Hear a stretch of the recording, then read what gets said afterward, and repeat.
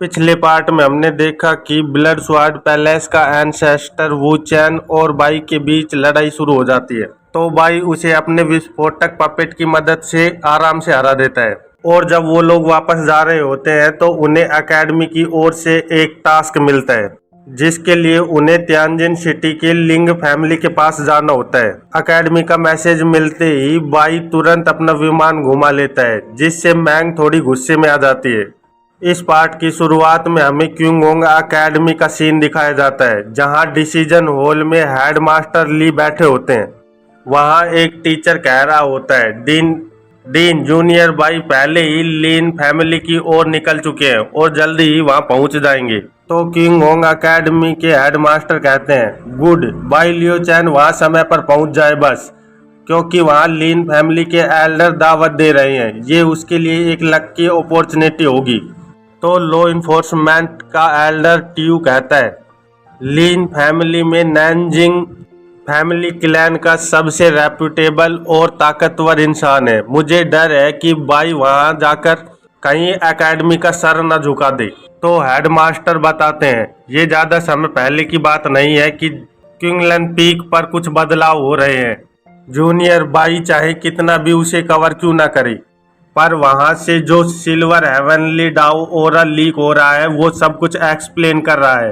तो law enforcement Elder Chang पूछते हैं क्या इसका मतलब इंस्ट्रक्टर बाई ने दोबारा से ब्रेक थ्रू कर लिया है। तो हेडमास्टर गंभीर होकर जवाब देते हैं बाई लियो चैन वैसे तो बहुत नीचा दिखाई देता है लेकिन उसकी ताकत मुझसे कम नहीं है। इसीलिए मैंने डिसाइड किया है कि एल्डर्स के अधिकारों का एक हिस्सा सभी इंस्ट्रक्टरों में बांट दिया जाए। ये सुनकर वहां मौजूद सारे एल्डर चौंक जाते हैं और पूछते हैं क्या।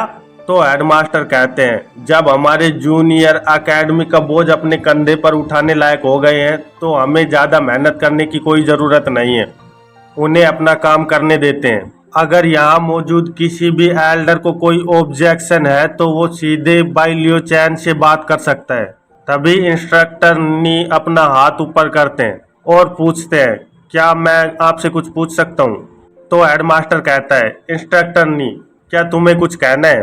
तो इंस्ट्रक्टर नी कहता है वैसे तो जूनियर बाई को बंकेट में भेजने से हमारी एकेडमी की इज्जत पर कोई फर्क नहीं पड़ने वाला, पर फिर भी हमारी एकेडमी को ऐसा लगता है कि उसकी ताकत वापस आने की खबर अभी तक नहीं आई है और बाई अभी तक सिर्फ रिवॉल्विंग लाइट स्टेज का ही माना जाता है।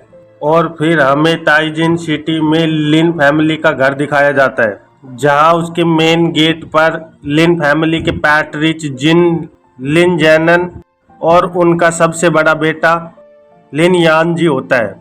तो वहाँ मौजूद उनका एक आदमी सभी का स्वागत करते हुए कहता है लिन फैमिली के पैट्रिच यहाँ आ गए हैं।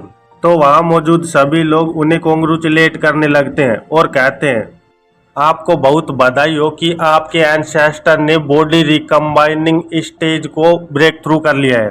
तो लिन फैमिली का पैट्रिच सबको थैंक यू बोलता है।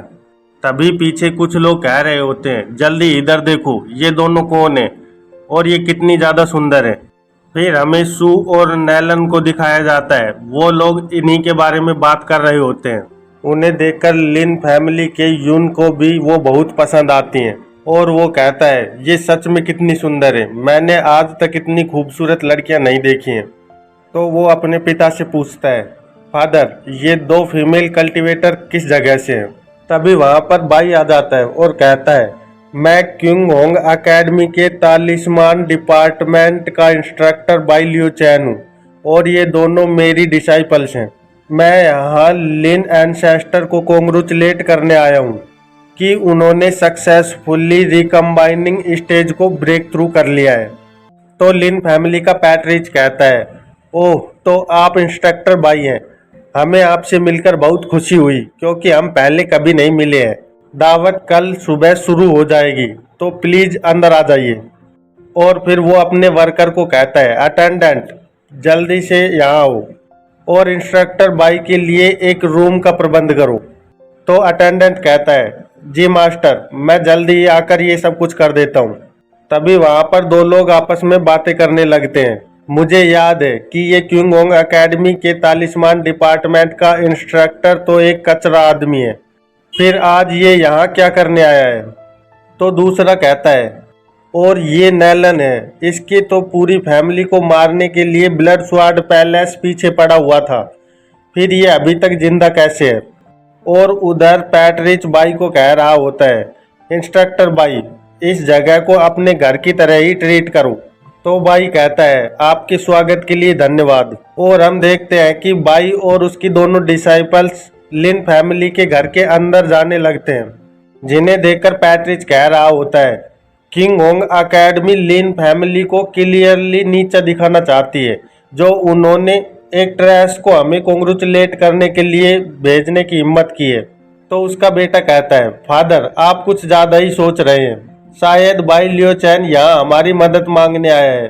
तो पैट्रिच कहता है, बताओ मुझे, तुम्हें ऐसा क्यों लगता है कि वो हमारी मदद मांगने आया है? तो लिन यून कहता है, मैंने कुछ समय पहले सुना था कि ब्लड स्वॉर्ड पैलेस नैलन को मारने के लिए उसका पीछा कर रही है, और पता नहीं कहां से इन्होंने इस ट्रेस मास्टर को बुला लिया। इससे ये तो क्लियर होता है कि वो एकेडमी का सपोर्ट चाहती है। तो पैट्रिच कहता है, मुझे ये फालतू की बातें नहीं सुननी, सीधे पॉइंट पर आओ। तो लिनियन कहता है, फादर मैं बस ये कहने की कोशिश कर रहा हूँ कि ये ट्रेस मास्टर तो उसकी कोई मदद कर नहीं सकता, इसलिए नैलन का गोल सिर्फ इतना है कि वो मुझे शादी का ऑफर दे सके ताकि उसे लिन फैमिली का सपोर्ट मिल पाए। तो पैट्रिच कहता है, ओ तो तेरी नैलन के साथ शादी करने की इच्छा है?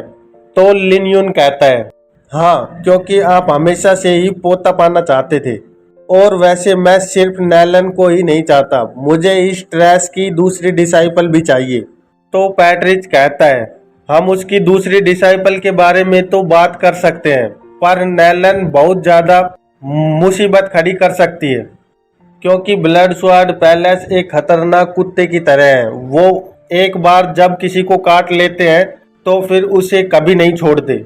उन लोगों के साथ डील करना बहुत बड़ी मुसीबत खड़ी कर सकता है। तो लिन यून कहता है, फादर जब हमारे एंसेस्टर ने रिकम्बाइनिंग स्टेज के अंदर एंट्री कर ली है, तो हमारे लिए तो ब्लड स्वॉर्ड पैलेस एक ऐसी बॉल की तरह है जिसे हम कभी भी लात मार सकते हैं। वैसे भी ब्लड स्वॉर्ड पैलेस आजकल कल्टीवेशन वर्ल्ड में बहुत से मोर्टल्स को मार रही है, और अगर हम अब कुछ नहीं करेंगे तो इमोर्टल अलायंस भी उसे ज़्यादा टाइम तक नहीं रोक पाएंगे। हम इस बात को एक अवसर की तरह ले सकते हैं, और इससे हमारी लिन फैमिली की पावर और इज्जत और बढ़ जाएगी। ये सुनकर पैट्रिच एक डेविल लुक के साथ कहता है, बहुत अच्छे, ये लिन फैमिली के लिए बहुत अच्छा समय है ताकत और इज्जत इकट्ठा करने का। चलो फिर ब्लड स्वॉर्ड पैलेस को दहेज की तरह यूज करते हैं। चलो फिर तुम्हारे फादर को हम एंसेस्टर के पास भेजते हैं ताकि वो ब्लड स्वॉर्ड पैलेस से डील कर पाए, और मैं तुम्हें मेरी परमिशन दे रहा हूँ उन दोनों लड़कियों के लिए, तो तुम्हें जो करना है वो तुम कर सकते हो। तो लिन यून भी थैंक यू कहता है, और मन में सोचता है, नैलन तुम बहुत जल्द मेरी होने वाली हो। और फिर हमें एक टूटा फूटा घर दिखाई देता है जहाँ नैलन चीख रही होती है, और वहाँ सफाई करते हुए कहती है, ये लिन फैमिली के लोग सच में हमारे साथ खेल रहे हैं, क्या उन्हें ये अच्छा कमरा लगता है?